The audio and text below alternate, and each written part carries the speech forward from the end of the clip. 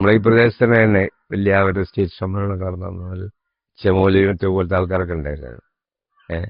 അവരൊക്കെ കൊണ്ടുവന്ന് നമ്മളെ ഈ ഭാഗമൊന്നായിട്ട് എത്തുന്ന വലിയൊരു ഇത്. കാരണം ഇവിടുത്തെ അധികാരി വർഗമൊക്കെ ആയിരുന്നു അന്നത്തെ അതിന്റെ കാര്യപ്പെട്ട ആൾക്കാർ. ബാക്കില് മീനാക്ക, MA മുഹമ്മദ് സാഹിബ്, അങ്ങനത്തെ ആൾക്കാരായിരുന്നു. അപ്പോൾ അവർക്ക് എന്ത് ചെയ്യാൻ കഴിയും? കാരണം സാമ്പത്തികമായിട്ടൊക്കെ അവർ വളരെ മുന്നിട്ടിരിക്കുന്ന കാലാണ്. അപ്പോൾ ഇവിടെ ബാക്കിയൊക്കെ പാവങ്ങളാണല്ലോ. കാലത്താണ് അത് ഈ നടക്കുന്നത്. പിന്നെ കുറെ കഴിഞ്ഞ് അവർ വലിയ പല പല അവരെ അച്ഛന്മാര് ഇവരൊക്കെ കൊണ്ടുവന്ന് സംസാരങ്ങൾ നടത്തും. പക്ഷെ അതിനെ പ്രതിരോധിക്കാൻ ഇവിടെ നമ്മളൊരു കാളിയാരുണ്ടായിരുന്നു. മുപ്പര് കുറെ കാലം ഇങ്ങനെ അതിനെ എതിർത്ത് തീർത്തു ഇസ്ലാമിന് പുറത്താണ് എന്ന് പ്രഖ്യാപിച്ച ആളാണ്. ഇസ്ലാം എന്ന് പറഞ്ഞാൽ വിശ്വാസം അവസാനം നബി റസൂലുള്ളാഹിങ്ങളാണ്.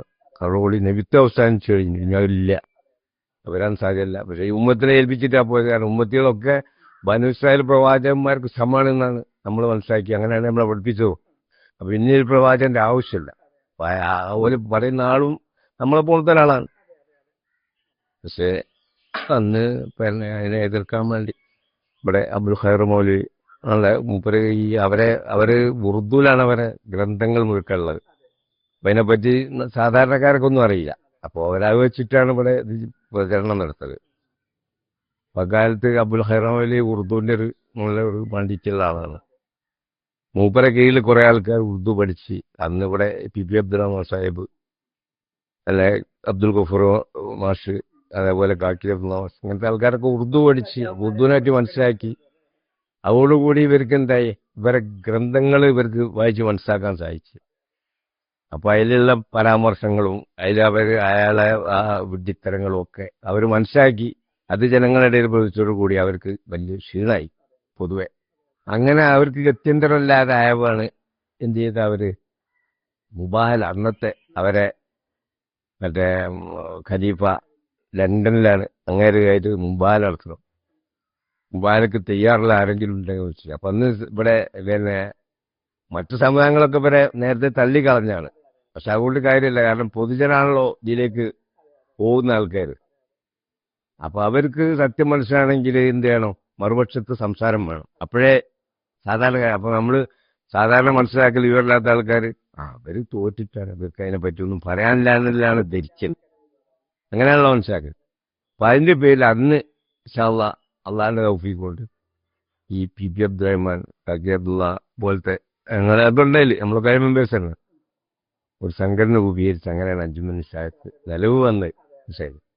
അവരാണ് ഇവരെ എല്ലാ ഗ്രന്ഥങ്ങളും ഇവര് പല വഴിക്കും അന്ന് വല്ല അവര് കയ്യിലാക്കിയിട്ടുണ്ട്. ഇവർക്ക് പോലും അറിയാത്ത ഗ്രന്ഥങ്ങൾ, അതായത് ഇവരെ കാര്യപ്പെട്ട ആൾക്കാർക്ക് പോലും വായിക്കാനും മനസ്സിലാക്കാനും സാധിക്കാത്ത ഗ്രന്ഥങ്ങൾ പോലും ഇവര്. കാരണം അന്ന് തന്നെ ഇവരിൽ തന്നെ ഗ്രൂപ്പിസുണ്ടായിട്ട് വേറൊരു പാർട്ടി ഉണ്ട്, അവരിടത്താണ് ഈ ഗ്രന്ഥങ്ങളൊക്കെ ഉള്ളത്.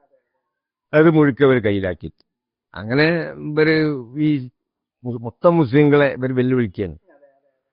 അങ്ങനെ മുബാല ഞങ്ങളെ ഖലീഫ മുബാല പ്രഖ്യാപിച്ചിട്ടുണ്ട്. ഇതിൽ പങ്കെടുക്കുന്ന ആൾക്കാർ വേരോടെ, അതായത് അവരെ ജീവനാശം വരെ സംഭവിക്കാൻ സാധ്യതയുണ്ട്. അതിന് തയ്യാറുള്ള ആൾക്കാരുണ്ടെങ്കിൽ വരട്ടെന്ന് പറഞ്ഞിട്ട് ഇങ്ങനെ മൊത്തത്തിൽ ഒരു ഇത് നടത്താണ്. ലോകാടിസ്ഥാനത്ത് തന്നെ വിളിക്കുന്നത്. അവരൊരു ഇത് ചെയ്യാണ്. അപ്പോൾ പ്രഖ്യാപനം. അപ്പൊ അതിന് ചെയ്യാൻ മറ്റു സംഘടനകളൊക്കെ പുറകോട്ടുന്നു, ഓരോന്നും തയ്യാറില്ല. അപ്പൊ ഞങ്ങൾ ഇവിടുന്ന് ഈ സംഘടന രൂപീകരിച്ചതിന്റെ പേരിൽ അത് ഏറ്റെടുക്കാൻ തയ്യാറായി. അങ്ങനെ അതായത് ജീവിക്കുന്ന മറ്റു സംഘടനകൾ, അതായത് മുസ്ലിങ്ങളിൽപ്പെട്ട മറ്റു വിഭാഗക്കാർ, ജമാഅത്ത്, സുന്നി, ഇങ്ങനത്തെ പോലെ ആൾക്കാരൊക്കെ ആയിട്ട് ബന്ധപ്പെട്ട് സംസാരിച്ചോ അവരൊക്കെ ചെയ്തോളാൻ പറഞ്ഞു. അങ്ങനെയാണ് ഇത് ഏറ്റെടുക്കുന്നത്. وكانوا قدوة للناس هنا مروا وكانوا قادة أطهار هنا مروا وكانوا قدوة للناس